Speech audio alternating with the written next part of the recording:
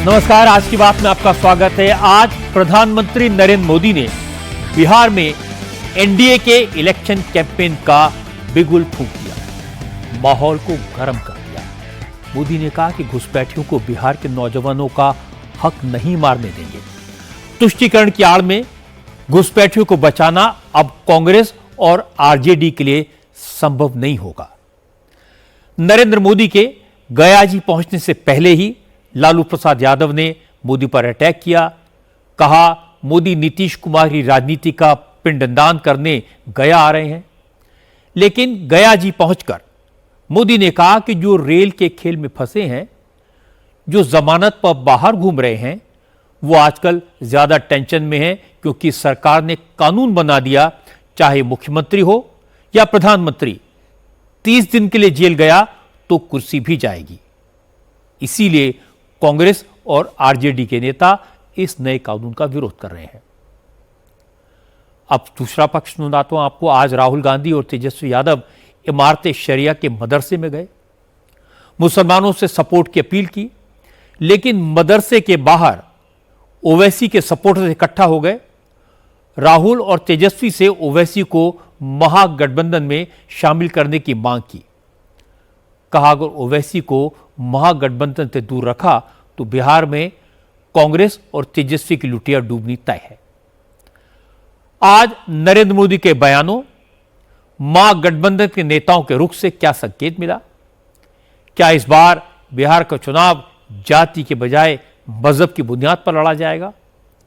NDA और महागठबंधन की रणनीति क्या दिखाई दी? बिहार से रिलेटेड एक और डेवलपमेंट सुप्रीम कोर्ट में हुआ। सुप्रीम कोर्ट ने वोटर लिस्ट में नाम जुड़वाने के लिए आधार कार्ड को वैलिड माना। एसआईआर का इशू ऑलमोस्ट सेटल कर दिया।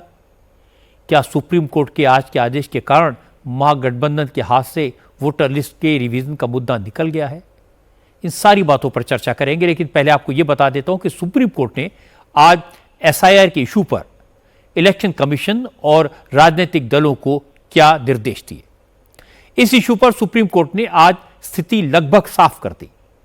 जस्टिस सूर्यकांत और जस्टिस जॉय माल्या बागची की बेंच ने कहा, चुनाव आयोग आधार कार्ड को वैलिड डॉक्यूमेंट मानेगा। आधार कार्ड की कॉपी जमा करके कोई भी वोटर अपना नाम वोटर लिस्ट में जुड़वा सकेगा। दूसरी बात, जो लोग बिहार से बाहर हैं, वो ऑनलाइन अप्लाई करके वोटर लिस्ट में अपना नाम जुड़वा पाएंगे। आज इलेक्शन कमीशन की तरफ से जब कोर्ट को बताया गया कि जिन 65 लाख लोगों के नाम वोटर लिस्ट से कटे हैं, उनकी लिस्ट वेबसाइट पर अपलोड कर दी गई है। सभी बीएलओस के पास पूरी लिस्ट है। किस कारण से वोटर का नाम कटा, यह भी बता दिया गया है। इसके बाद 85,305 वोटर्स ने सुधार की एप्लीकेशन दी है, लेकिन 12 पॉलिटिकल पार्टीज की तरफ से कुल 2 शिकायतें मिली हैं। जबकि बिहार में राजनीतिक दलों के 1,60,000 बूथ लेवल एजेंट्स हैं। चुनाव आयोग ने कहा, अगर राजनीतिक दलों के बीएलए एक दिन में 10 नामों की भी जांच करें तो रोजाना 16 लाख नामों की जांच हो सकती है। ऐसे में जिन नामों को ड्राफ्ट लिस्ट में शामिल नहीं किया गया, उन सबकी जांच में 4 से 5 दिन से ज्यादा नहीं लगेंगे। सुप्रीम कोर्ट ने राजनीतिक दलों के इस रवैये पर हैरानी जताई। कोर्ट ने कहा, जिन लोगों के नाम काटे गए हैं, बिहार की 12 पार्टी के बीएलए उन्हें जुड़वाने में मदद करें। कोर्ट ने बिहार चुनाव आयोग के सीईओ को आदेश दिया कि वो राजनीतिक दलों के अध्यक्षों और महासचिवों को नोटिस जारी करें कि अगली सुनवाई में वो अदालत के आज के आदेश पर स्टेटस रिपोर्ट दाखिल करें। कोर्ट ने अगली सुनवाई में इन पार्टीज के रिप्रेजेंटेटिव्स को कोर्ट में मौजूद रहने को कहा है। मामले की अगली सुनवाई 8 सितंबर को होगी। सुप्रीम कोर्ट के आदेश का सभी पार्टियों ने स्वागत किया। बीजेपी ने कहा, वो तो शुरू से कह रही है कि वोटर लिस्ट में रिवीजन की जरूरत है और इसके रिवीजन में कोई खामी नहीं है। आज सुप्रीम कोर्ट के फैसले ने बीजेपी के रुख पर मोहर लगा दी। दूसरी तरफ महागठबंधन के नेता भी इसे अपनी जीत बता रहे हैं। आरजेडी और कांग्रेस के नेताओं का दावा है कि वोटर लिस्ट में नाम जुड़वाने के लिए आधार कार्ड को जरूरी डॉक्यूमेंट में शामिल किया जाए, यही तो उनकी मांग थी और आज सुप्रीम कोर्ट ने यही आदेश दिया। हालांकि आज प्रधानमंत्री नरेंद्र मोदी ने गया जी में 13,000 करोड़ रुपए की योजना का उद्घाटन किया, शिलान्यास किया, लेकिन वोटर लिस्ट पर कोई बात नहीं की। मोदी ने मुद्दा उठाया घुसपैठियों का, और घुसपैठियों का मुद्दा उठाकर आरजेडी और कांग्रेस पर डायरेक्ट अटैक किया। प्रधानमंत्री नरेंद्र मोदी ने कहा, घुसपैठियों के जरिए देश की डेमोग्राफी बदलने की साजिश हो रही है। घुसपैठिए बिहार के लिए खतरा हैं, इसीलिए अब सरकार देश भर से घुसपैठियों को बाहर निकालने की मुहिम चलाएगी। मोदी ने कहा कि बिहार के लोगों को आरजेडी और कांग्रेस जैसी पार्टियों से सावधान रहना होगा, क्योंकि ये पार्टियां अपना वोट बैंक बढ़ाने के लिए किसी भी हद तक जा सकती हैं। देश में घुसपैठियों की बढ़ती संख्या चिंता का विषय है। बिहार के सीमावर्ती जिलों में तेजी से डेमोग्राफी बदल रही है। इसलिए एनडीए सरकार ने तय किया है कि देश का भविष्य घुसपैठियों को नहीं तय करने देंगे। घुसपैठियों को बिहार के युवाओं के रोजगार नहीं छीनने देंगे। जिन सुविधाओं पर भारतीय लोगों का अधिकार है, उस पर घुसपैठियों को डाका नहीं डालने देंगे। इस खतरे से निपटने के लिए मैंने डेमोग्राफी मिशन शुरू करने की बात कही है। बहुत जल्द ये मिशन अपना काम शुरू करेगा। हम हर घुसपैठियों को देश से बाहर करके ही रहेंगे। आप मुझे बताइए, एक घुसपैठियों को निकालना चाहिए कि नहीं निकालना चाहिए? क्या ये घुसपैठिए आपका रोजगार छीनने आपको मंजूर है? एक घुसपैठिए आपकी जमीन पे कब्जा कर ले आपको मंजूर है? एक घुसपैठिए आपका हक छीन ले आपको मंजूर है? बिहार के आप सभी लोग देश के भीतर बैठे घुसपैठियों के समर्थकों से भी सावधान रहिए। जान जाइए कौन घुसपैठियों के साथ खड़ा है। कांग्रेस और आरजेडी जैसे दल बिहार के लोगों का हक छीनकर घुसपैठियों को देना चाहते हैं। तुष्टीकरण के लिए, वोट बैंक को बढ़ाने के लिए कांग्रेस आरजेडी वाले कुछ भी कर सकते हैं, कितने ही नीचे जा सकते हैं। इसलिए बिहार के लोगों को बहुत सतर्क रहना है। मोदी ने अपने भाषण में बिहार के सीमांचल का जिक्र किया। बिहार का यह इलाका नेपाल, पश्चिम बंगाल, झारखंड से जुड़ा हुआ है, इसलिए इस इलाके में घुसपैठ की आशंका बढ़ जाती है। बिहार में स्पेशल इंटेंसिव रिवीजन के दौरान वोटर लिस्ट में सबसे ज्यादा नाम इसी इलाके से काटे गए।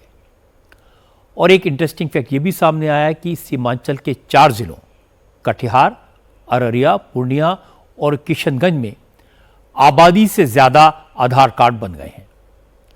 सीमांचल के इस इलाके की मुस्लिम आबादी में 16% का उछाल आया है। किशनगंज में 68%, अररिया में 50%, कटिहार में 45% और पूर्णिया में 39% मुस्लिम पॉपुलेशन है। कुल मिलाकर 4 जिलों में 47% यानी 47% आबादी मुसलमानों की है। बीजेपी का आरोप है कि नेपाल और बंगाल के रास्ते बड़ी संख्या में बांग्लादेशी और रोहिंग्या मुसलमानों ने इन इलाकों में घुसपैठ की और वो सीमांचल में बस गए। घुसपैठियों के फर्जी आईडी कार्ड बन गए। सीमांचल की डेमोग्राफी चेंज हो गई। हालांकि महागठबंधन के नेता घुसपैठियों के मुद्दे पर बिल्कुल खामोश हैं, कुछ नहीं बोलते। राहुल गांधी और तेजस्वी बिहार में वोट बचाओ यात्रा निकाल रहे हैं। इस यात्रा के दौरान राहुल गांधी ने कहा, मोदी ने इधर उधर की खूब बातें की, लेकिन वोटर लिस्ट के रिवीजन की कोई बात नहीं की, क्योंकि इलेक्शन कमीशन के साथ बीजेपी के सांठगांठ है। दोनों मिलकर वोटों की चोरी कर रहे हैं।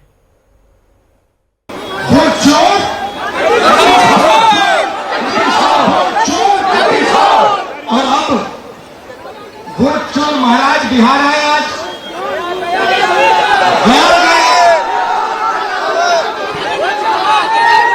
गए और कहते हैं एसआईआर की बात करते हैं। भाइयों बहनों, एसआईआर की बात करते हैं और मैंने जो मुद्दा उठाया, जो माधेपुरा कर्नाटक की एक विधानसभा में 1 लाख फर्जी वोट निकले, जिसके माध्यम से बीजेपी चुनाव जीती, उसके बारे में प्रधानमंत्री कुछ नहीं कहते हैं। हरियाणा के चुनाव के बारे में कुछ नहीं कहते, महाराष्ट्र के चुनाव के बारे में कुछ नहीं कहते, मणिपुर में हो रहा है उसके बारे में कुछ नहीं कहते। सच्चाई ये है भाइयों और बहनों कि इलेक्शन कमीशन और प्रधानमंत्री बीजेपी मिलकर लोकतंत्र को खत्म करने में लगे हैं, संविधान को मिटाने में लगे हैं और आपका वोट चोरी करते हैं। आपके मन में सवाल आता होगा कि अगर कोई विदेशी नागरिक हमारे देश में गैर कानूनी तरीके से घुस भी आए तो उसका आधार कार्ड, वोटर कार्ड या जन्म प्रमाण पत्र कैसे बन सकता है? इस सवाल का जवाब आज मिला उत्तर प्रदेश में। यूपी पुलिस ने एक ऐसे गैंग का पर्दाफाश किया है जो बांग्लादेशी और रोहिंग्या घुसपैठियों के फेक आधार कार्ड बनाता था। यूपी पुलिस की एंटी टेररिज्म स्क्वाड ने इस फेक आधार गैंग के 8 मेंबर्स को यूपी के अलग अलग जिलों से गिरफ्तार किया है। 3 आरोपी आजमगढ़ से, 2 मऊ से और एक आरोपी औरैया, गाजियाबाद और गोरखपुर से गिरफ्तार किया गया। उत्तर प्रदेश के ADG law and order Amitabh Yash ने बताया कि आरोपियों ने पहले आधार सेवा केंद्रों में काम किया, आधार कार्ड बनाने के प्रोसेस को समझा, आधार की वेबसाइट पर लॉगिन के लिए असली यूजर्स की डिटेल्स हासिल करके अपना अलग यूजर पासवर्ड बना लिया, फिर बांग्लादेशी और रोहिंग्या घुसपैठियों को आधार कार्ड इशू करने लगे। अमिताभ यश ने बताया कि आरोपियों ने लॉगिन करने के लिए फेशियल स्कैन, आई स्कैन और थंब प्रिंट इलीगल तरीके से जुटा लिए। अब तक की जांच में पता लगा कि यह गैंग यूपी के अलावा उत्तराखंड, बंगाल, महाराष्ट्र, हरियाणा, राजस्थान और दिल्ली एनसीआर तक एक्टिव था। वहां रहने वाले घुसपैठियों के लिए आधार कार्ड बनाए जा रहे थे। अमिताभ यश ने बताया कि आधार कार्ड बनाने वाले इस गिरोह ने कई दलाल भी पाल रखे हैं। ये एजेंट्स ऐसे लोगों से कांटेक्ट करते थे जिनके पास आधार के लिए जरूरी डॉक्यूमेंट नहीं होते। फिर ये गैंग ऐसे लोगों का आधार कार्ड बनाता और उसके बदले में 2,000 रुपए से लेकर 40,000 रुपए तक लिए जाते थे।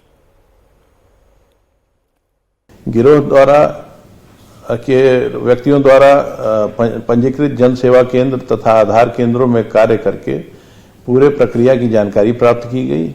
इसके बाद इन्होंने अधिकृत यूजर के ID, password, thumb impression, iris scan करने हेतु आंखों के क्लोजअप फोटोग्राफ अवैध रूप से प्राप्त किए तथा लैपटॉप की मैक बाइंडिंग तथा जीपीएस को बाईपास करने के लिए एप्लीकेशन के माध्यम से विभिन्न प्रदेशों में आधार कार्ड बनाने का कार्य किया। गिरोह के दलालों द्वारा ऐसे लोगों से संपर्क किया गया जिनके पास कोई भारतीय दस्तावेज नहीं थे तथा इनके लिए फर्जी दस्तावेज जैसे जन्म प्रमाण पत्र, निवास प्रमाण पत्र, शपथ पत्र इत्यादि तैयार किए गए। 2023 के बाद 18 वर्ष से अधिक के व्यक्तियों का आधार कार्ड बनना निषेधित हो गया था। इसके लिए इन लोगों ने 18 वर्ष से कम आयु दिखाने के लिए फर्जी प्रमाण पत्र भी तैयार किए तथा डमी यूजर्स बनाकर ऑथराइजेशन पास कराकर सिस्टम आईडी का दुरुपयोग भी किया गया। इन फर्जी आधार कार्डों का आगे उपयोग फर्जी पासपोर्ट बनवाने तथा सरकारी योजना का फर्जी लाभ प्राप्त करने हेतु भी किया गया। अब तक की जांच में पता चला है कि फेक आधार कार्ड बनाने वाला यह गैंग लोगों के लिए फर्जी बर्थ सर्टिफिकेट, डोमिसाइल सर्टिफिकेट और एफिडेविट भी बनाता था। गैंग के मेंबर के पास से सरकारी अफसरों के स्टैंप भी बरामद हुए हैं। इसके अलावा फेशियल स्कैन करने वाली मशीन और दूसरे इलेक्ट्रॉनिक इक्विपमेंट भी पुलिस ने रिकवर किए। एडीजी अमिताभ यश ने बताया कि आधार ऑथेंटिकेशन का जो सिस्टम है उसको बाईपास करने के लिए यह गैंग एक ऐप का इस्तेमाल कर रहा था। इन्होंने आधार केंद्रों से कार्य की बेसिक जानकारी प्राप्त की। इसके बाद आधार में जीपीएस तथा मैक नंबर को बाईपास करने के लिए एक एप्लीकेशन का इस्तेमाल करते हुए इन्होंने फेक ऑथराइजेशन बनाया। जो फिंगरप्रिंट्स तथा आइरिस स्कैन की आवश्यकता होती है वो भी इन्होंने फर्जी क्रिएट किए और इसके माध्यम से सिस्टम को बाईपास किया और विभिन्न प्रदेशों में इन्होंने आधार कार्ड बनाए। ये सभी आधार कार्ड ऐसे लोगों के बनाए गए जो अदरवाइज ऑथोराइज नहीं थे आधार के लिए, जैसे रोहिंग्या रिफ्यूजीज, बांग्लादेशी या अन्य अपात्र व्यक्ति। अगर फेक आधार कार्ड इतनी आसानी से बन जाते हैं तो ये चिंता की बात है। अगर फेशियल स्कैन और आई स्कैन भी कॉपी किए जा सकते हैं तो ये बहुत डेंजरस है। फेक डॉक्यूमेंट्स के बेस पर अगर कोई फर्जी आधार कार्ड बना सकता है तो एक चेतावनी है। इसका मतलब तो ये होगा कि कोई भी घुसपैठिया फर्जी आधार कार्ड बनवा सकता है, फर्जी वोटर कार्ड बनवा सकता है, नकली बर्थ सर्टिफिकेट भी बनवा सकता है। ऐसे लोगों को पकड़ना बहुत मुश्किल काम है। यूपी के एटीएस की तारीफ करनी होगी कि उसने इस रैकेट का पर्दाफाश किया। अब यह सोचना पड़ेगा कि देश भर में बायोमेट्रिक चुराकर फर्जी आइडेंटिटी कार्ड बनाने वालों को कैसे पकड़ा जाए, इन गैंग्स को कैसे एक्सपोज किया जाए। एक तरफ नरेंद्र मोदी ने घुसपैठियों को देश से बाहर निकालने का संकल्प दोहराया, दूसरी तरफ राहुल गांधी और तेजस्वी यादव मुस्लिम वोट बैंक को एकजुट करने में लगे हैं। आज राहुल और तेजस्वी मुंगेर के खानका रहमानी मदरसे में पहुंचे। खानका रहमानी के सज्जाद नशी मौलाना अहमद वली फैसल रहमानी से मुलाकात की। खानका रहमानी मदरसे का मुसलमानों में काफी असर है। इसके मौजूदा सज्जाद नशी मौलाना अहमद वली फैसल रहमानी मुसलमानों की सबसे बड़ी संस्था इमारत शरिया के बिहार, झारखंड और ओडिशा के अमीर शरीयत हैं। राहुल और तेजस्वी से मुलाकात के बाद मौलाना फैसल रहमानी ने कहा, वोटर लिस्ट का रिवीजन का मसला बहुत बड़ा है। इस पर उन्होंने राहुल और तेजस्वी से बात की है। खानका रहमानी के महासचिव आरिफ रहमानी ने कहा कि एसआईआर के बदले मुसलमानों के वोट काटे जा रहे हैं। राहुल और तेजस्वी इसके खिलाफ आवाज उठा रहे हैं, इसलिए चुनाव में मुसलमान महागठबंधन का सपोर्ट करेंगे। ये बात ये हुई, ये आपके ये एसआईआर जो है इस पर गुफ्तगू हुई, वक्फ पर गुफ्तगू हुई, वक्फ एक्ट पर गुफ्तगू हुई और इन चीज़ों पर गुफ्तगू की जो हमारे इस्लाम के ख़िलाफ़ है। और एसआईआर के ख़िलाफ़ जो बातें हुई कि क्या मुसलमानों का नाम जानबूझ करके और दलित का नाम जानबूझ के काटा जा रहा है, इसके लिए हम लोग संघर्ष करेंगे। आप हमारा साथ दीजिए, हम लोग संघर्ष करेंगे और उसको हटाएंगे। उसको खानका तो सियासी मामलों से अलग रहता है, अचानक ये बदलाव कैसे आया? हाँ, जब मुसलमानों का नाम कटेगा तो ये उस वक्त हम नहीं रुकेंगे। वो सियासी मामला नहीं है। मेरा नाम कहते हैं, मुसलमानों का नाम काट करके वो हुकूमत बतलाना चाहती है कि ये लोग हिंदुस्तान के शहरी नहीं हैं। उसको हम लोग ऐड करेंगे, ऐड करवाएंगे और जो हमारी सियासी पार्टियां जो हम लोग को फेवर करती है उनका हम लोग साथ। बिहार चुनाव करीब है तो उसमें भी आप लोग मदद करेंगे? राहुल गांधी जो हमारा साथ देंगे उनको मदद करेंगे हम। इंटरेस्टिंग बात है कि जिस वक्त राहुल गांधी और तेजस्वी यादव खानका रहमानी मदरसे में थे, उस वक्त बड़ी संख्या में मुस्लिम नौजवान मदरसे के बाहर इकट्ठा हो गए। इन्होंने कहा कि वो राहुल गांधी से मिलना चाहते हैं, उन्हें बताना चाहते हैं कि असदुद्दीन ओवैसी को महागठबंधन में शामिल किया जाए, ओवैसी के साथ मिलकर चुनाव लड़ा जाए। इन लोगों का कहना था अगर ओवैसी को साथ नहीं लिया तो चुनाव में मुसलमानों का वोट बटेगा, नुकसान महागठबंधन का होगा। यहाँ पर जितने हैं कोई भी नहीं होगा कि बिगड़ समर्थन का, जो जितने भी आवाम यहाँ नहीं आ रहे हैं फुल सपोर्ट है यहाँ पर, एक भी नहीं है, एक भी ऐसा नहीं जो विदाउट सपोर्ट का है, न दोनों को है। हाँ, और एक चीज शिकायत है कि कम से कम इनको ओवैसी को भी गठबंधन में लेना चाहिए था। हाँ, एक चीज हम ये लोगों ने गलती कर रहे हैं कि ओवैसी को गठबंधन में क्यों नहीं ले रहा। असदुद्दीन ओवैसी एक अच्छे नेता हैं, राजनेता हैं, उनको गठबंधन में शामिल किया जाए तो गठबंधन को बड़ा फायदा होगा, इंडिया गठबंधन को। इसलिए मेजोरिटी जो 2% 3% वाले हैं उनको बहुत सम्मान दिया जा रहा है सियासत में, मगर 20% वाले को अब किसको अब नाम लेकर बताया जाए आपको? अच्छे 2% वाले कौन है? वो मीडिया से ज्यादा बेहतर तो आजकल कोई जानता ही नहीं है। इसलिए आप किसके बारे में कह रहे हैं वो मीडिया जाने, हमारा काम है हिस्सेदारी एकदम चाहिए, सम्मान चाहिए। हम दरी बिछाने के लिए थोड़ा पैदा लिए हैं, हम लोग सत्ता में आने के लिए पैदा लिए हैं। हम राहुल गांधी के साथ अब भी हैं और हमेशा रहेंगे, मगर राहुल गांधी से निवेदन कर रहे हैं हम लोग कि उनको ओवैसी साहब को गठबंधन में शामिल करना। मानना ही होगा उनको, कैसे नहीं मानेंगे? वो हमसे हैं, हम उनसे नहीं है। लेकिन आपको आए हो कांग्रेस की रैली? हाँ, तो नहीं समझे, देखिए उनसे भी मोहब्बत है, इसमें ऐसा कोई शक नहीं है, लेकिन असदुद्दीन ओवैसी साहब हर तरह की बात को हिंदू, मुस्लिम, सिख, ईसाई हर तरह के लोगों की बात को आगे रखते हैं। अब उनको अगर आगे शामिल नहीं कीजिएगा तो फिर नुकसान होगा। तो आप लोग समर्थन असदुद्दीन ओवैसी का? हाँ जी, यहाँ से उम्मीदवार देंगे वो? अब देंगे तो उनका साथ दिया जाएगा, और क्या। हालांकि बिहार के चुनाव होने में अभी 2 महीने बाकी हैं, लेकिन अभी से एनडीए और महागठबंधन की रणनीति साफ दिखाई दे रही है। माहौल गर्म है। बीजेपी उन इलाकों पर फोकस कर रही है जहां एनडीए कमजोर है। आज मोदी ने पहली रैली गया जी में करके पूरे मगध रीजन को साधने की कोशिश की, क्योंकि पिछले चुनाव में मगध रीजन में एनडीए का प्रदर्शन बहुत खराब था। इस इलाके में विधानसभा की कुल 26 सीटें हैं, जिनमें से एनडीए को सिर्फ 6 मिली थी। इनमें से भी 3 सीटें जीतनराम मांझी की पार्टी ने जीती थी, 2 बीजेपी को मिली थी और 1 चिराग पासवान की पार्टी को मिली थी। महागठबंधन ने इस इलाके में 20 सीटें जीती थी, इसलिए बीजेपी इस इलाके में ज्यादा फोर्स लगा रही है। दूसरी तरफ तेजस्वी और राहुल का फोकस फिलहाल सीमांचल पर है। सीमांचल में 45% से ज्यादा मुस्लिम वोट है।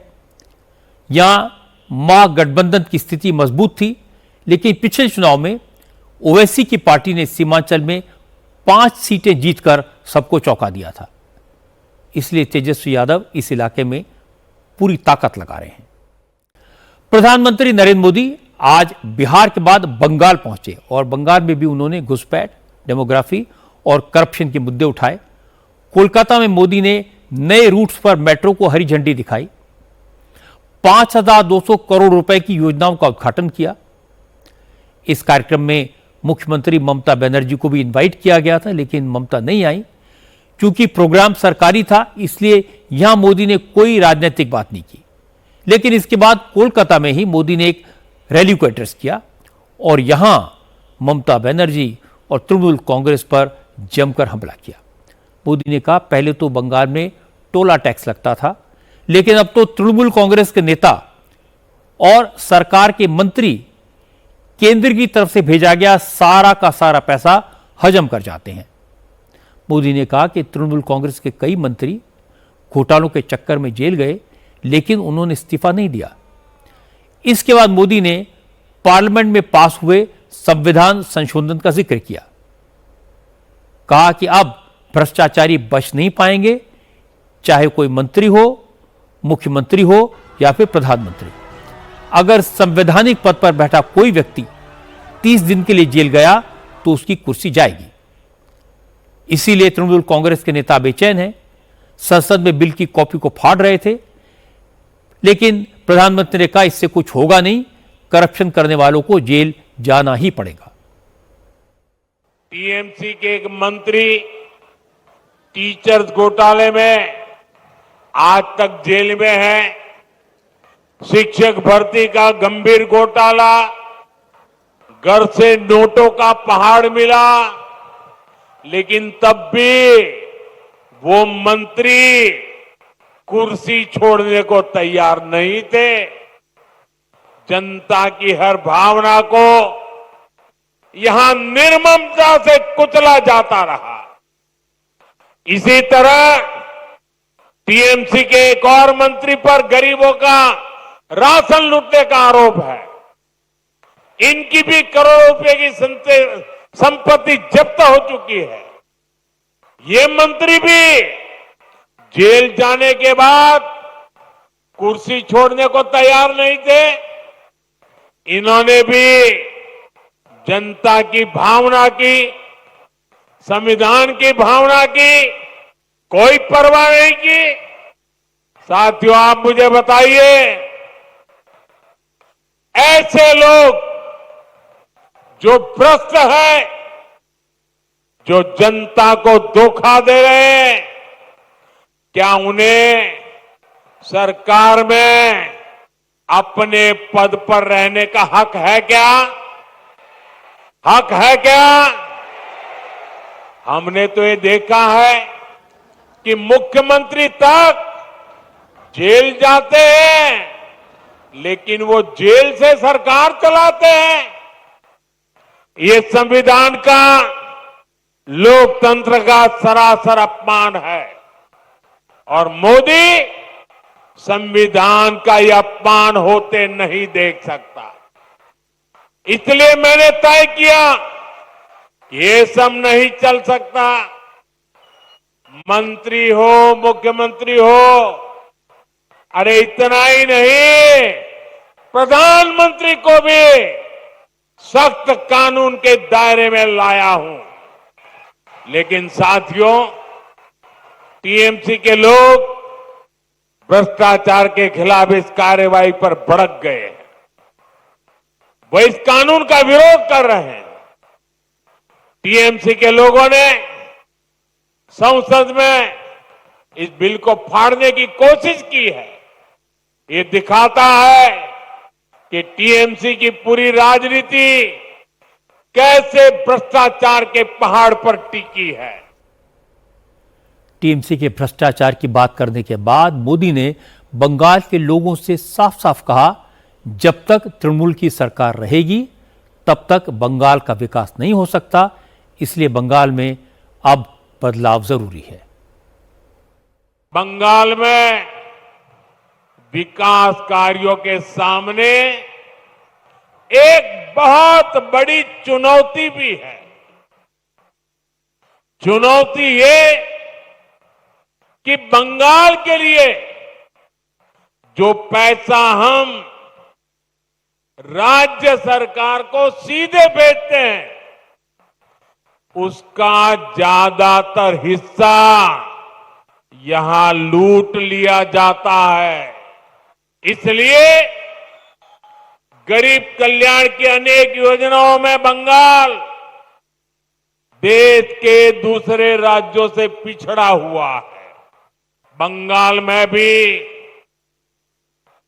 जनता तक सारी योजनाओं का लाभ पहुंचाने के लिए जरूरी है कि यहां पश्चिम बंगाल में भाजपा सरकार होनी चाहिए।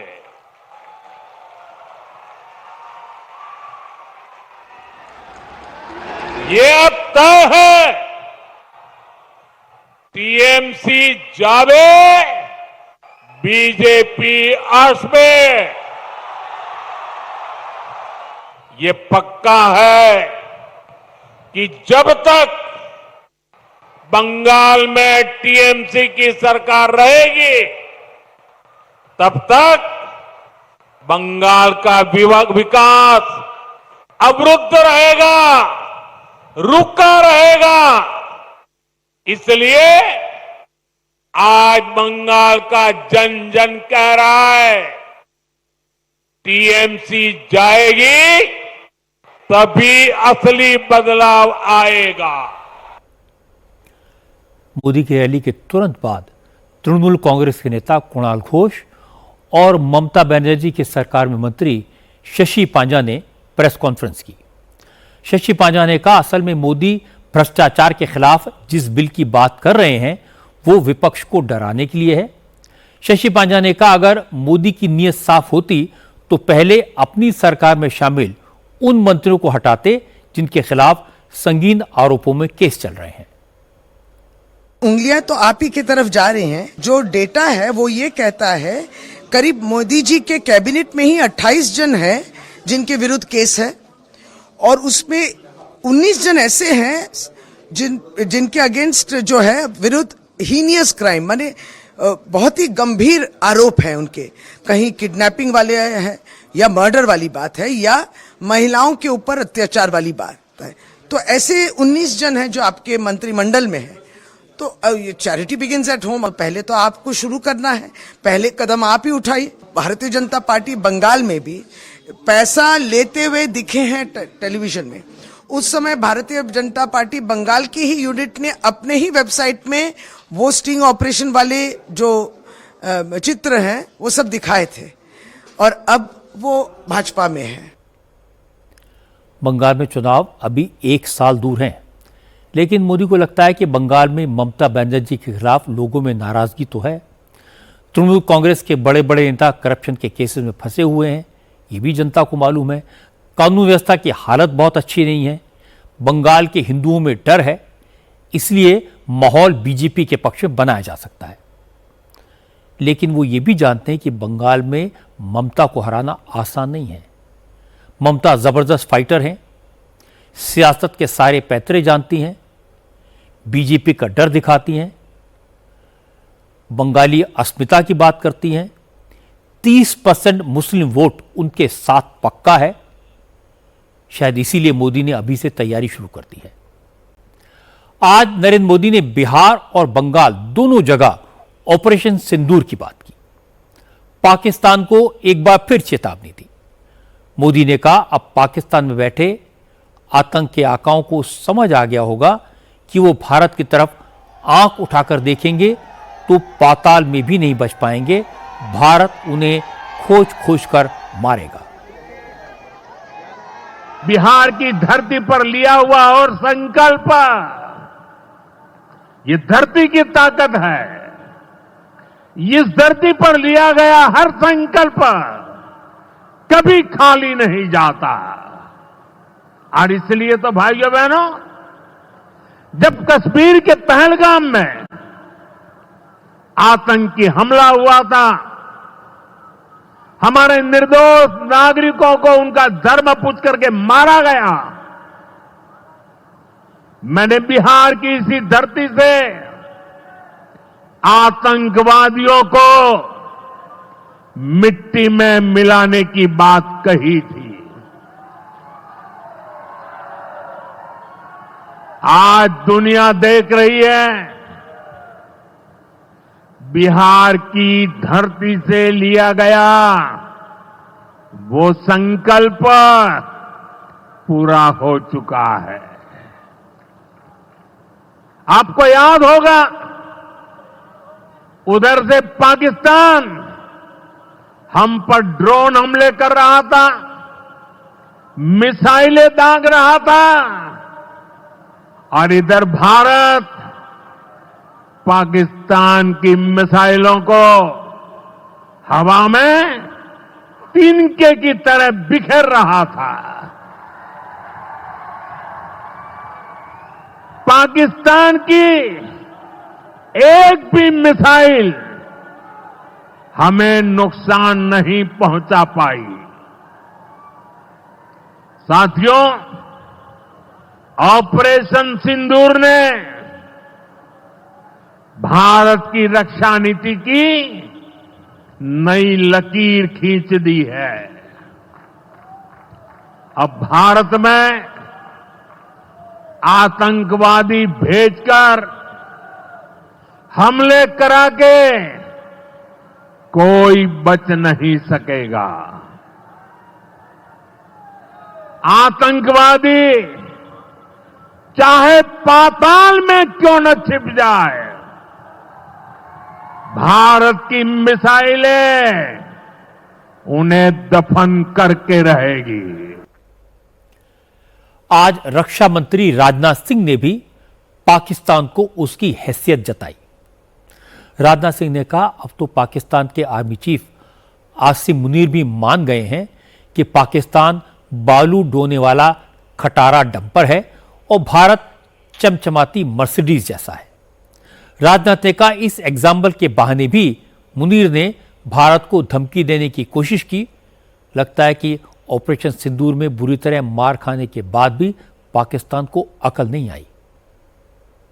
मैं उस स्टेटमेंट पर आपका ध्यान आकर्षित करना चाहूंगा जो हाल ही में पाकिस्तान के आर्मी चीफ जनरल असीम मुनीर ने दिया है। भारत की इकॉनमी हाईवे पर दौड़ती हुई मर्सिडीज और फेरारी जैसी है, उन्होंने कहा है, मैं नहीं कह रहा हूं। और पाकिस्तान की इकॉनमी एक मलबे से भरी डंप ट्रक जैसी है। तो अगर दोनों टकराएंगे तो देखिए इसकी क्या हालत होगी। अब इसका जवाब तो आप लोग जानते हैं। मैं असीम मुनीर के इस बयान को एक कन्फेशन के रूप में मैं मानता हूं, देखता हूं। हम सब जानते हैं कि पाकिस्तानी स्टेट को कौन रन करता है। इस गंभीर चेतावनी के पीछे जो ऐतिहासिक संकेत है, यदि हमने उस पर ध्यान नहीं दिया तो यह हमारे लिए एक चिंता का विषय बन सकता है।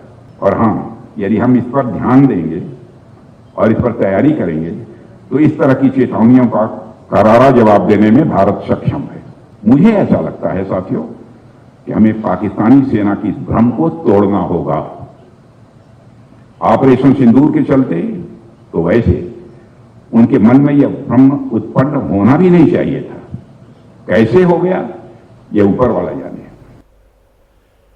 राजनाथ सिंह की बात सही है कि हमारी सेनाओं ने पाकिस्तान को ऐसा सबक सिखाया है कि असीम मुनीर की फौज के होश उड़ गए हैं। हमारे देश में जो लोग पहले कह रहे थे कि मोदी ने ट्रंप के सामने सरेंडर कर दिया, जो लोग कह रहे थे कि अमेरिका के प्रेशर में आकर भारत ने सीज फायर कर दिया, उनके मुंह पर अब ताले लग गए हैं। अब यह साबित हो गया कि भारत न डरा न झुका। जहां तक ऑपरेशन सिंदूर का सवाल है, सारी बातें क्लियर हैं। भारत ने पहले कैलकुलेटेड, प्रिसाइज और कंट्रोल्ड ऑपरेशन में पाकिस्तान के अंदर जाकर 9 आतंकवादी अड्डों को तबाह किया। जब पाकिस्तान ने सैकड़ों ड्रोन भेजे, मिसाइल से हमला किया, तो भारत के एयर डिफेंस सिस्टम ने एक एक ड्रोन, एक एक मिसाइल को नाकाम कर दिया, हवा में मार गिराया। और तीसरी बात, जब भारत ने पाकिस्तान को जवाब दिया तो पहले पाकिस्तान के एयर डिफेंस सिस्टम को तबाह कर दिया और उसके बाद भारत की मिसाइल्स ने पाकिस्तान के 13 एयरफोर्स स्टेशंस पर आग बरसाई। पाकिस्तान के 6 एयरक्राफ्ट नेस्तनाबूद कर दिए गए। यह भारत की सेना का पराक्रम है। इसने साबित किया कि मॉडर्न वॉरफेयर में भारत दुनिया में किसी से कम नहीं। ऑपरेशन सिंदूर का, भारतीय सेना के पराक्रम का और आसिम मुनीर का जिक्र आपकी अदालत में भी आया। बागेश्वर सरकार की ललकार सुनाई दी। बागेश्वर धाम के प्रमुख पंडित धीरेन्द्र शास्त्री ने अपने अंदाज में आसिम मुनीर को चेतावनी दी। आपकी अदालत में पंडित धीरेन्द्र शास्त्री ने पाकिस्तान के फील्ड मार्शल को वार्न किया। कहा, अब की बार अगर कोई हिमाकत की तो पीओके भी वापस आएगा और लाहौर में भी तिरंगा लहराएगा। उन्होंने कहा कि पाकिस्तान ने अब अगर भारत को छेड़ा तो छोड़ेंगे नहीं। ऑपरेशन सिंदूर अभी जारी है, हल्दी की रस्म अभी बाकी है। हम बुद्ध के देश के हैं, हम राम के देश के हैं, कृष्ण के देश के हैं, बुद्ध के देश के हैं। युद्ध पर भरोसा नहीं करते हैं, लेकिन आप छेड़ोगे तो छोड़ेंगे भी नहीं। आपने छेड़ा है, धर्म पूछ करके मारा है, हमने घर में घुस करके मारा है, और अब आप छेड़ोगे तो पीओके तो लेंगे ही। ये तो ऑपरेशन सिंदूर था, अभी मेहंदी रस्म बाकी है, हल्दी बाकी है। और मुनीर साहब को जरूर आप ये वीडियो भिजवाइए, हल्दी बाकी है। और मुनीर साहब यदि विदाई हो गई शादी के बाद तो पाकिस्तान के लाहौर पर अपना तिरंगा लहराएगा। बागेश्वर धाम के प्रमुख पंडित धीरेन्द्र शास्त्री ने ऑपरेशन सिंदूर और ऑपरेशन महादेव के नाम को हिंदुत्व का नाम बताने वालों पर करारा प्रहार किया। बागेश्वर सरकार ने कहा कि हिंदू शब्द सुनकर कुछ लोगों के पेट में दर्द हो जाता है। जिन लोगों को पाकिस्तान इतना प्रिय है वो लाहौर चले जाएं। इस देश में कुछ ऐसे गधे हैं जिनको ये बड़ी प्रॉब्लम है, इनके पेट खराब रहते हैं। कभी बाबा बागेश्वर के नाम पे रहते, कभी गुच्ची चश्मा के नाम पे रहते, कभी आर्मी के नाम पे रहते, कभी ऑपरेशन सिंदूर के नाम पे, कभी ऑपरेशन महादेव के नाम पे। उन्होंने सिंदूर उजाड़ा, अपन ने सिंदूर ऑपरेशन नाम दिया। कोई गलत बात। इस देश में पहले पढ़ाया जाता था गा से गणेश। कुछ लोगों का पेट दर्द हुआ, बोले ये सांप्रदायिकता है, गा से गधा पढ़ाओ। अब गा से गणेश पढ़ाने की बजाय गधा पढ़ा रहे हैं, तो बच्चे भी गधे ही कुछ हो रहे हैं। जो गा से गधा पढ़ रहे हैं ये वही कह रहे हैं कि ऑपरेशन सिंदूर नाम ना रखो।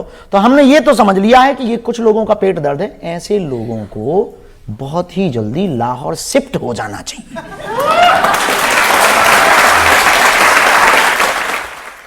इसके बाद राजनीति की बात हुई। मैंने धीरेन्द्र शास्त्री से पूछा वो चुनाव के मौसम में बिहार क्यों जाते हैं, क्या वो राजनीति को प्रभावित करना चाहते हैं। मैंने उन्हें बताया कि बिहार में आरजेडी के लोग पूछते हैं कि बागेश्वर धाम वाले बाबा हिंदुओं को जगाने जाते हैं या बीजेपी के हेल्प करने जाते हैं। ये सवाल उठाने वालों को पंडित धीरेन्द्र शास्त्री ने करारा जवाब दिया। जब आप बिहार में गए और ये कहा कि बिहार में चूंकि चुनाव होने वाले हैं, आप हिंदुओं को जगाने गए ताकि आप बीजेपी को मदद कर सकें। हम तो अभी युगांडा गए थे। कुछ भी ना, हम कुछ भी बोल देते लोग। बस इस देश में यही सबसे बड़ी दिक्कत है, 30 मिनट की फिल्म को 3 सेकंड की रील में ही खत्म कर देते हैं। सबसे बड़ी दिक्कत है। अब युगांडा में तो कोई चुनाव नहीं था भैया, है? हम अभी महाराष्ट्र जा रहे हैं, अब वहां तो चुनाव हो गए। अब वहां पर जब आप गए थे, तेजस्वी यादव ने कहा था कि हम घुसने नहीं देंगे ऐसे बाबा को। अपने देश में नहीं घुस पाएंगे तो कहां घुसेंगे, पाकिस्तान घुसेंगे।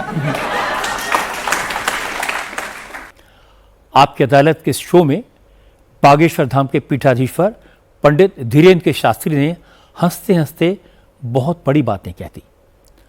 उन्होंने हिंदू लड़कियों को समझाया कि वो लव जिहाद के चक्कर में ना फंसें। ऑनलाइन शादी करने वालों को नसीहत दी कि वो हिंदू परंपराओं का पालन करें। पंडित धीरेन्द्र शास्त्री ने कहा कि वो हिंदुओं के लिए, सनातन के लिए मरते दम तक लड़ेंगे, चाहे उनकी जितनी भी आलोचना हो वो पीछे नहीं हटेंगे।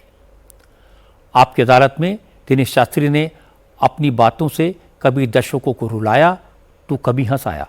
ये पूरा एपिसोड आप देख सकेंगे कल रात 10 बजे। मैं आमंत्रित कर रहा हूं पंडित धीरेन्द्र कृष्ण शास्त्री को। आप कहते हैं कि भारत बटा, हिंदू घटा, हिंदू डर गया, हिंदू को डराया जा रहा है। डराते नहीं है, जगाते हैं। हम हिंदुओं को बचाना चाहते। 6 राज्यों में अल्पसंख्यक हो गए हिंदू, बेटियों को काटा जा रहा। हमें अपने ही देश में, अपने ही राम के राज्य में, अपने ही राष्ट्र में राम की लड़ाई के लिए 500 साल लड़ना पड़ा। हम पर आरोप लगाए जाते हैं कि बाबा अमीर है, हम पर आरोप लगाए जाते हैं बाबा ऐसा है वैसा है, बाबा तो फलानी पार्टी का है, हम पर आरोप लगाए जाते हैं, धमकियां दी जाती हैं। परिवार नहीं हमारा निकल पाया। इतना सह करके भी हमने मुस्कुराहट नहीं छोड़ी। लेकिन एक बात हम कहते हैं, आई एम फाइटर, मरते दम तक हम लड़ेंगे हिंदुओं के लिए। मैं इस देश में सिपाही बन करके आया हूं हिंदुत्व के लिए, मरते दम तक लड़ेंगे। पाकिस्तान में आज एक नया सियासी ड्रामा देखने को मिला। आज पाकिस्तान के पंजाब सूबे की पुलिस ने former prime minister Imran Khan के 2 भांजों को गिरफ्तार कर लिया। दोनों को 2 साल पहले फौजी ठिकानों पर हमले के आरोप में अरेस्ट किया गया है। कल पाकिस्तान के सुप्रीम कोर्ट ने इमरान खान को रावलपिंडी, लाहौर और दूसरे शहरों में सेना के ठिकानों पर हमले के 8 केसेस में जमानत दे दी थी। इसके बाद कल रात ही इमरान खान की बहन अलीमा खान के एक बेटे को लाहौर में उसके घर से गिरफ्तार कर लिया गया। इमरान खान के भांजे शाहरेज को आज लाहौर में एंटी टेररिस्ट कोर्ट में पेश किया गया और कोर्ट ने उसे 8 दिन की पुलिस कस्टडी में भेज दिया। और इसके फौरन बाद अलीमा खान के एक और बेटे शेर शाह को भी अरेस्ट कर लिया गया। इमरान खान के brother in law Sohail Khan ने बताया कि कल रात सादे कपड़ों में कुछ लोग आए और उनके बेटे को उठाकर ले गए। आज उसने एस्टोनिया और स्विट्जरलैंड जाना था अपनी वाइफ के साथ। वहाँ वर्ल्ड कंपटीशन हो रही थी तो उसमें हिस्सा लेने के लिए मेरी जो डॉटर इन लॉ है वो रोती हुई कमरे आई कि 5 लोग आए गन समेत प्लेन क्लोथ में और वो शाहरेज को अपने साथ ले गए हैं। तशद्दुद भी किया है आप लोगों पर? जी, जब मैंने नीचे उतरा हूँ देखने के लिए कि क्या सिलसिला है तो तब मुझे पता चला कि हमारे जो यहाँ जो खानसामा है और एक फीमेल स्टाफ है उसको उन्होंने धक्का भी दिया है और 2 लोगों को चपेड़ें वगैरह भी मारी हैं और then they force the way in, अपने ज़बरदस्ती अंदर घुसे हैं घर के, और वो क्योंकि ऊपर वाले अपार्टमेंट ऊपर वाले हिस्से में रहते हैं वहाँ सीधे गए हैं उनको लेकर। अपने 2 बेटों की गिरफ्तारी पर इमरान खान की बहन अलीमा खान ने कहा कि फौज और शहबाज हुकूमत उन्हें डराने की कोशिश कर रही है, लेकिन वो अपने भाई इमरान खान के साथ मजबूती से खड़ी रहेंगी। अलीमा खान ने कहा कि बेटों की गिरफ्तारी से वो प्रेशर में आने वाली नहीं है। ये इस वक्त जो लोग कर रहे हैं ना, वो खुद बहुत डरे हुए हैं, वो खौफजदा हैं, और जो एक कहते हैं ना बुज़दिल होता है, ये हरकतें बुज़दिल लोगों की हैं और इनका जो खौफ है वो बढ़ता जा रहा है। फिर आप बेवकूफ़ों वाली हरकतें करेंगे जब आप डरेंगे। ये डर गए हैं, इनकी जान निकली हुई है, इनको समझ नहीं आ रही कि इमरान खान टूट नहीं रहा, हम क्या करें। और ये सारा मसला एक इंसान के ऊपर जाके रुकता है, वो है इमरान खान, लेकिन हम उसको अकेला नहीं छोड़ेंगे, हम उसके इंशाल्लाह साथ खड़े हैं। उसका जो जिस इतने बड़े मकसद के लिए उसने कदम उठाया, 2 साल जेल काटी है, हमारे लिए सब के लिए ये बड़े फ़ख्र की बात है। हम उसके ऊपर बहुत, हमें बड़ा फ़ख्र है कि ये हमारा भाई है इमरान खान, और उसके लिए हम अपनी जान भी दे सकते हैं। जेल कुछ भी चीज़ नहीं। कल पाकिस्तान में कुछ लोगों ने दावा किया था कि इमरान खान की फौज के साथ कुछ डील हो गई है, इसलिए फौज ने इमरान खान को 8 केसेस में जमानत दिलवा दी है। लेकिन आज फौज ने जिस तरह से इमरान की बहन के 2 बेटों को गिरफ्तार किया, उससे तो लगता है कि इमरान के साथ फिलहाल कोई रियायत नहीं की जाएगी, कोई डील नहीं हुई है। कोर्ट से जमानत दिलाकर सिर्फ एक जमीन तैयार की गई है। इमरान की बहनें और बहनों के बेटे इमरान के रिहाई के लिए प्रोटेस्ट करते रहे हैं, मीडिया में इमरान खान पर हो रहे जुल्म की बात उठाते रहे हैं। उन्हें अरेस्ट करके इमरान पर और प्रेशर बनाने की कोशिश की जाएगी। स्ट्रे डॉग्स को लेकर आज सुप्रीम कोर्ट ने एक नया फैसला सुनाया। जस्टिस विक्रमनाथ, जस्टिस संदीप मेहता और जस्टिस एनवी अंजारिया के बेंच ने निर्देश दिया कि पिछले आदेश के बाद पकड़े गए सारे स्ट्रे डॉग्स को स्टरलाइजेशन, वैक्सीनेशन और डीवर्मिंग के बाद उन्हीं इलाकों में वापस छोड़ा जाए जहां से उन्हें पकड़ा गया था। कोर्ट ने यह भी साफ किया कि एग्रेसिव, वायलेंट और रेबीज से इन्फेक्टेड स्ट्रे डॉग्स को शेल्टर होम्स में ही रखा जाए। इसके साथ साथ कोर्ट ने यह भी क्लियर किया कि अब डॉग लवर्स स्ट्रे डॉग्स को सड़कों पर फीड नहीं कर सकेंगे। नगर निगम हर इलाके में स्ट्रे डॉग्स के लिए फीडिंग स्पॉट्स बनाए जहां डॉग लवर्स स्ट्रे डॉग्स को खाना खिला सकेंगे। जो लोग सड़कों पर स्ट्रे डॉग्स को फीड करेंगे उनके खिलाफ एक्शन लिया जाएगा, जुर्माना लगाया जाएगा। जस्टिस नाथ, जस्टिस मेहता और जस्टिस अंजारिया के बेंच ने देश के सभी म्यूनिसिपल कॉरपोरेशन से कहा कि वो एक हेल्पलाइन शुरू करें जहां लोग स्ट्रे डॉग्स को लेकर शिकायतें दर्ज करा सकें। अदालत ने एनिमल लवर से कहा कि वो पकड़े गए स्ट्रे डॉग्स को अडॉप्ट कर सकते हैं, लेकिन शर्त यह है कि उनको फिर से सड़क पर नहीं छोड़ेंगे। आज 3 जजेस की बेंच ने एक और बड़ी बात कही। अदालत ने कहा कि उनका फैसला सिर्फ दिल्ली नहीं पूरे देश पर लागू होगा। इस इंटरिम ऑर्डर के साथ साथ सुप्रीम कोर्ट ने सभी राज्यों को नोटिस भेजकर स्ट्रे डॉग्स के बारे में अपना पक्ष रखने को कहा है और अलग अलग अदालतों में चल रहे सारे केसेस को सुप्रीम कोर्ट में ट्रांसफर करने का आदेश दिया है। अदालत ने कहा कि सभी पक्षों की बात सुनने के बाद वो स्ट्रे डॉग्स के मसले पर एक नेशनल पॉलिसी तय करेंगे। स्ट्रे डॉग्स को लेकर सुप्रीम कोर्ट का आज का फैसला एक अच्छी शुरुआत है। कई सवाल अभी बाकी हैं। एग्रेसिव और वॉयलेंट स्ट्रे डॉग कौन है, ये कैसे पता चलेगा, ये कौन डिसाइड करेगा? दूसरा, क्या फीडिंग पॉइंट्स बनाना प्रैक्टिकल है? और सबसे बड़ी बात, ये इंश्योर कैसे किया जाएगा कि जब स्ट्रे डॉग्स को स्टरलाइजेशन और वैक्सीनेशन के लिए पकड़ा जाए तो उनके साथ कोई जुल्म ज्यादती ना हो, उन्हें पकड़ने का तरीका इनह्यूमन ना हो। उम्मीद है कि आने वाले दिनों में जब सब लोग अपनी अपनी बात सुप्रीम कोर्ट में कहेंगे तो इन सवालों के जवाब भी मिलेंगे।